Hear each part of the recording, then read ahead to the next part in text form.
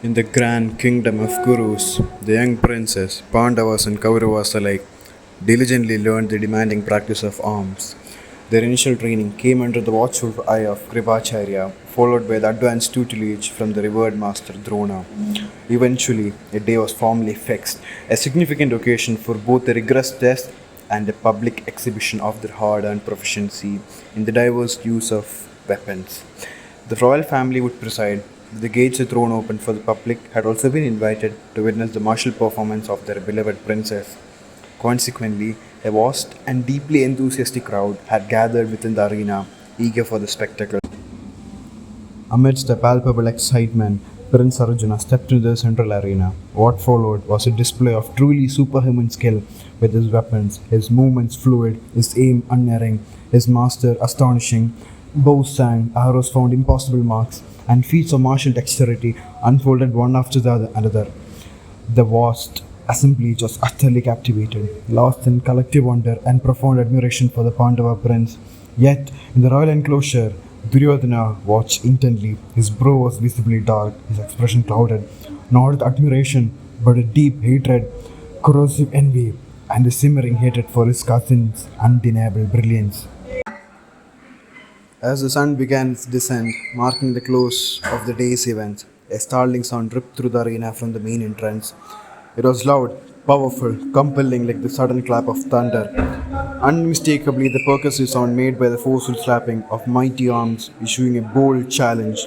Every head turned, every eye fixed on the direction.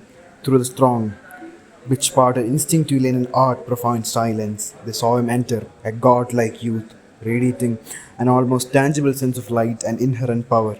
With immense pride, looking around the arena, the sweeping gaze, before casting a deliberately negligent salute towards the two esteemed gurus, Drona and Kripa.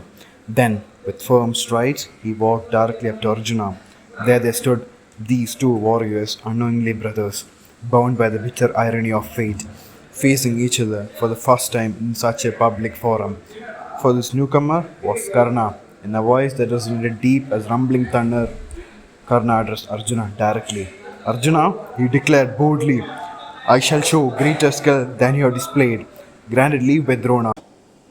Karna, even then known as lover of battle, proceeded then and there to duplicate every single one of Arjuna's earlier feats, matching them with perfectly, yet performing them all with striking, almost dismissive, careless ease. Witnessing this unexpected arrival and display, great was Duryodhana's excitation. He rushed forward, throwing his arms around impulsively around Karna. Welcome, Duryodhana exclaimed with genuine delight. O thou, with mighty arms, whom good fortune has truly set to us. Know this, I and this entire kingdom of the Kurus are now at your command.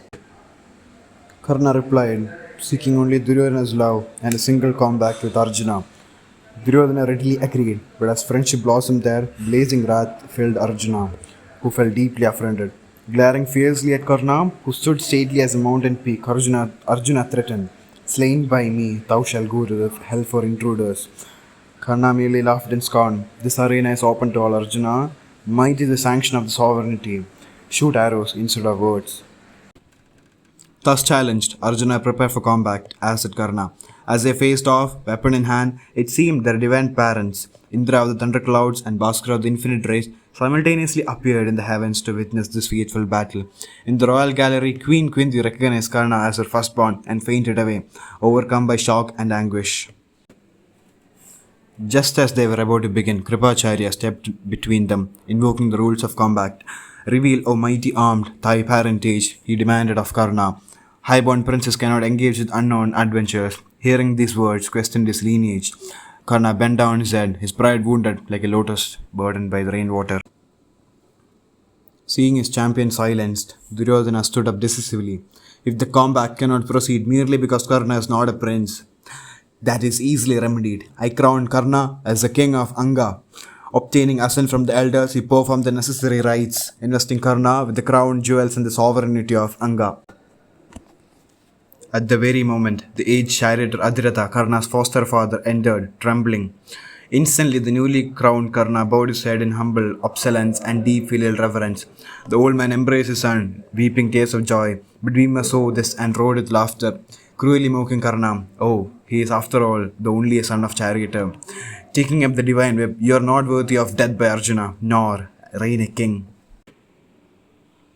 Karna's lips trembled with anguish, speechlessness. He looked up at the setting sun with a sigh. Duryodhana broke in indignantly, fiercely defending Karna. It is unworthy of a Vrikrodha. Valor is the hallmark of a Kshatriya. Look at the warrior's godlike form and skill. How could a tiger be born of an antelope? I hold him worthy to rule the whole world. In generous wrath, Duryodhana took Karna in his chariot and they departed as the sun set and the crowd dispersed in tumult. This day forged a powerful bond, but Karna's destiny involved great sacrifice. Forcing the inevitable clash between Karna and Arjuna, Indra came to Karna disguised as a Brahmana, knowing Karna's legendary charity. Indra begged for the divine armor and earrings Karna was bonded. Though warned by sun god this would happen, Karna could not refuse. He painfully cut off his innate protection and gave it freely. Impressed and shamed into generosity, Indra gave Karna the boon of an infallible Shakti weapon. Yet, fated it could strike down only one enemy before returning to Indra forever.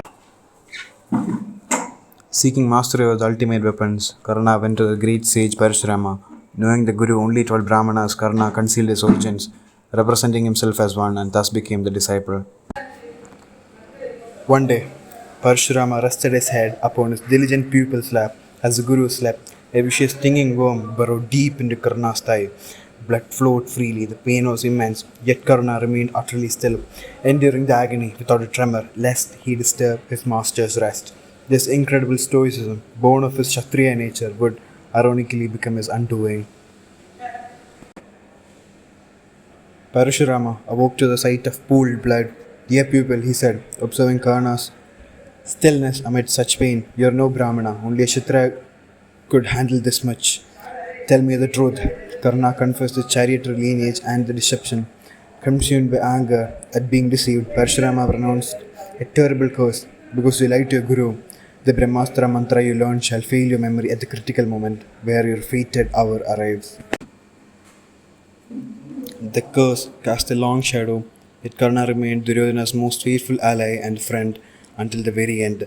At the fall of the mighty Bhishma and the great Drona on the battlefield of Kurukshetra, Karna became the supreme commander of the Kaurava forces, fighting brilliantly for 2 days, a beacon of loyalty and valor against the overwhelming tide.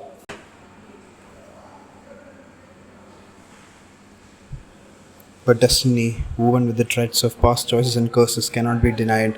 In the climax of his final epic duel with Arjuna, the wheel of Karna's chariot tragically sank deep in the muddy earth.